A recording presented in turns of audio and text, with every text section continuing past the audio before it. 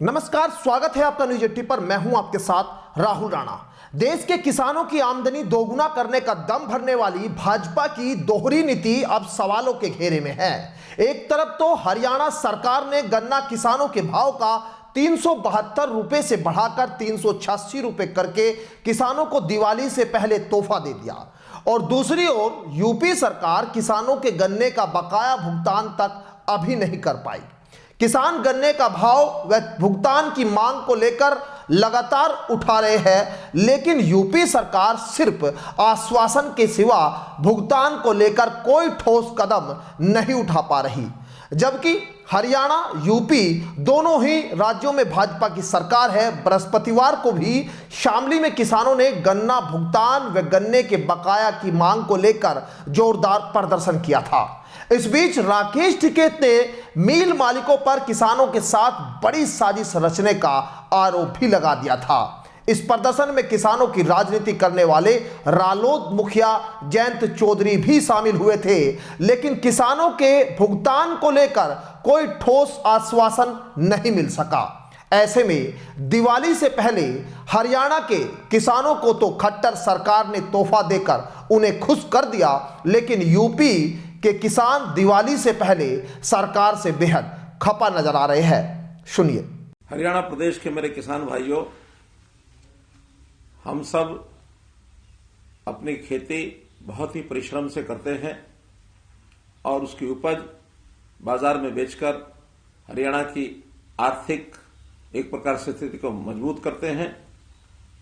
हम 14 फसलें एमएसपी पर खरीदते हैं, और आज मैं विशेष तौर पर गन्ना उत्पादक किसानों के लिए ये जानकारी देना चाहता हूं कि अभी जो इस पिछले वर्ष का गन्ने का जो रेट 372 रुपया प्रति क्विंटल था, इसको हम बढ़ा करके इस वर्ष के लिए 386 रुपये प्रति क्विंटल जो अगेती वैरायटी है उसके लिए घोषणा कर रहा हूं मैं।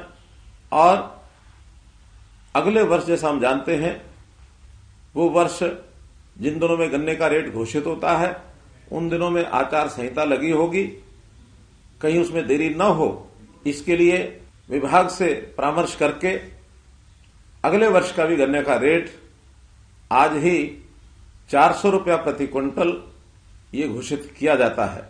आपको बहुत बहुत शुभकामनाएं। बता दें कि कल शामली में गन्ना भाव से लेकर गन्ने के भुगतान की समस्या को लेकर किसान महापंचायत का आयोजन किया गया था, जिसमें जयंत चौधरी राकेश टिकैत पहुंचे थे, जहां उन्होंने बकाया गन्ना भुगतान को लेकर भाजपा सरकार पर जमकर निशाना साधा था।